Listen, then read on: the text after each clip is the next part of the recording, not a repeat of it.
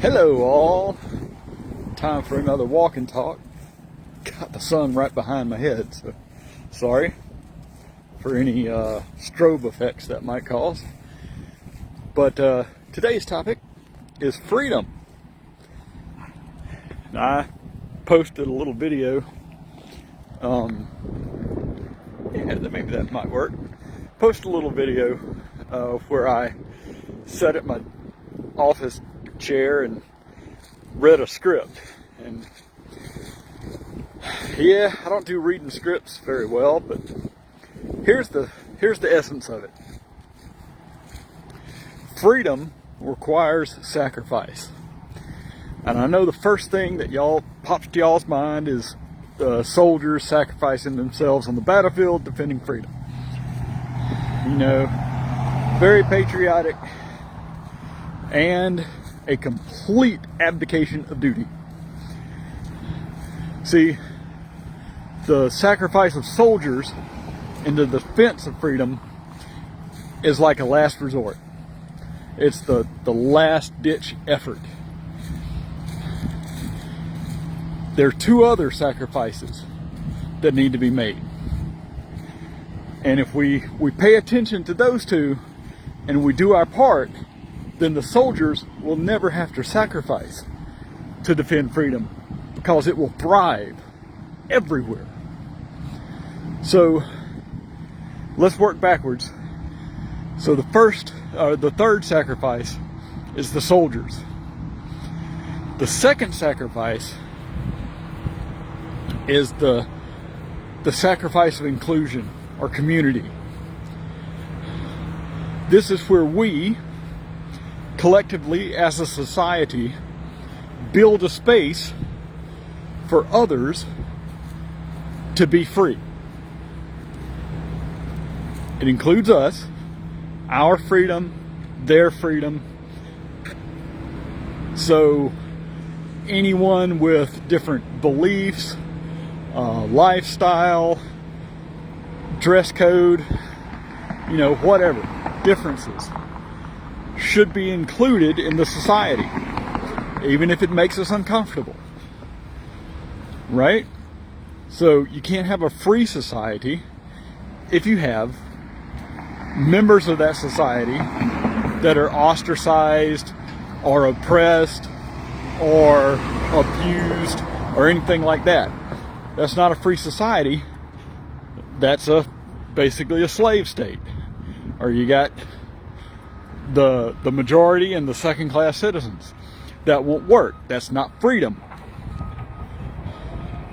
Freedom will not thrive in that situation, because eventually, if you take away someone's freedom, someone's going to come for yours.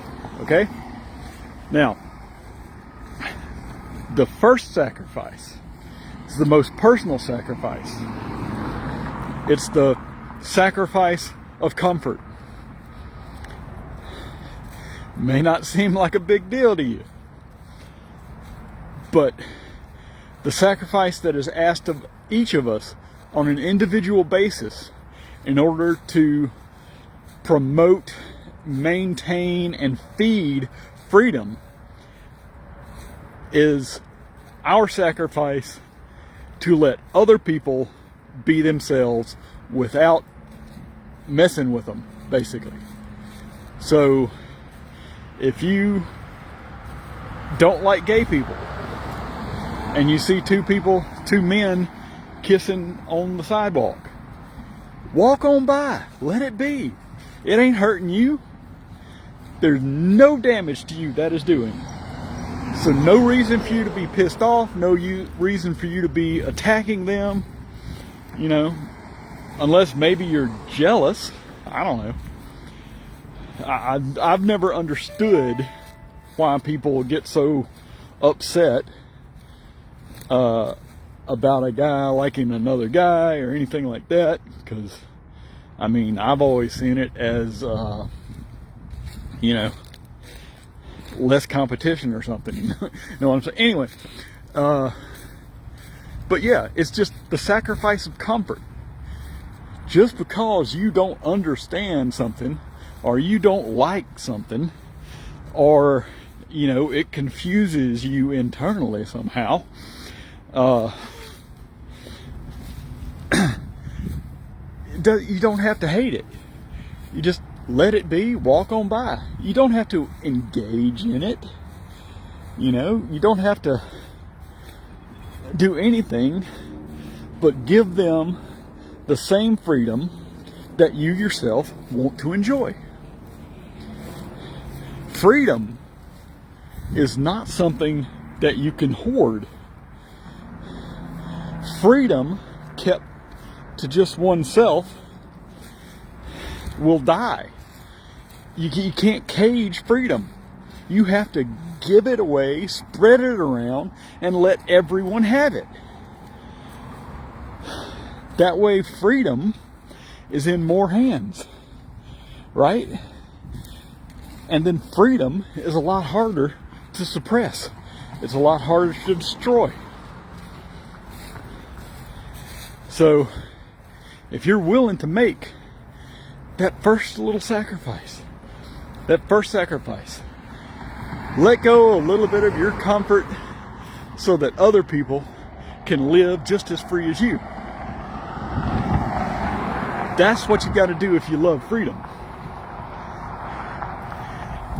And you got to give the freedom the sacrifice of inclusion. Make a space for people that may not think, act, dress just like you. You got to make room. You got to make space and include everybody. So minority voices are not only heard, but valued in society. And you make those two sacrifices, you're creating a great society. And that's what the United States of America was intended to be. That's what we should be. That's what we've been striving toward.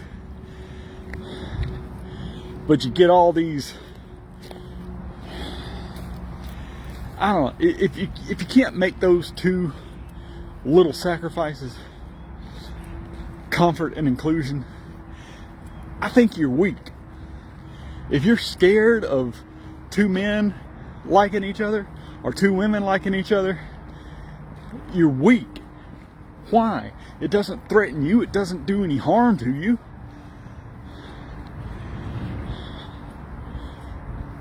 Or, if someone says, "Nah, man, your God ain't right. My God's right." Or, "Oh, no, man, there ain't one God. There's lots of gods." Or, "Nah, man, ain't no God. Ain't no gods, no God, nothing.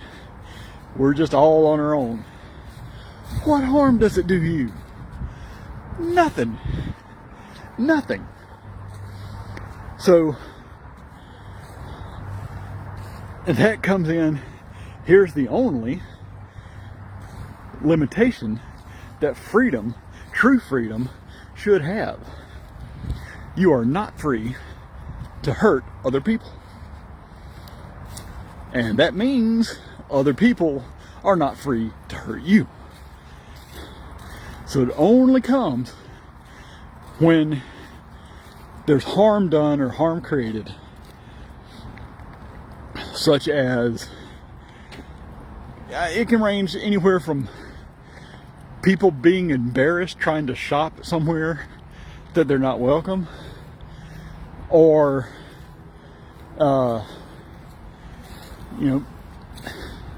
there's a lot of ways you can view harm,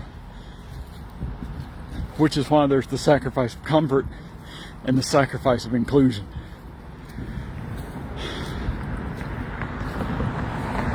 But if we take those two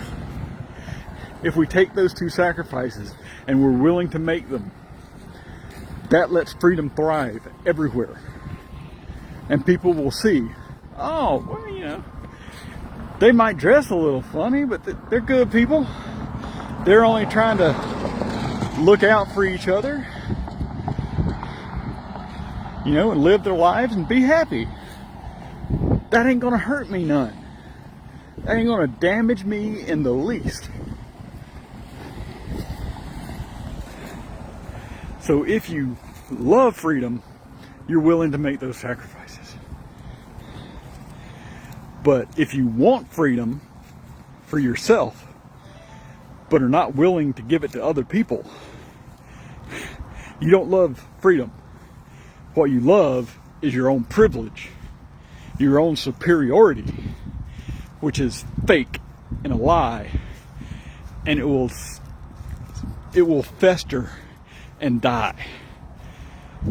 Keep freedom alive. Let it spread everywhere by willing to be making those 2 little bitty sacrifices every day.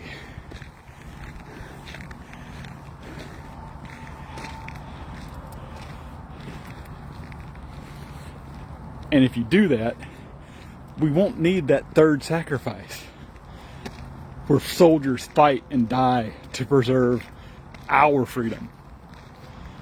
Because everybody will have freedom and nobody will be trying to take it away. Y'all have a good day.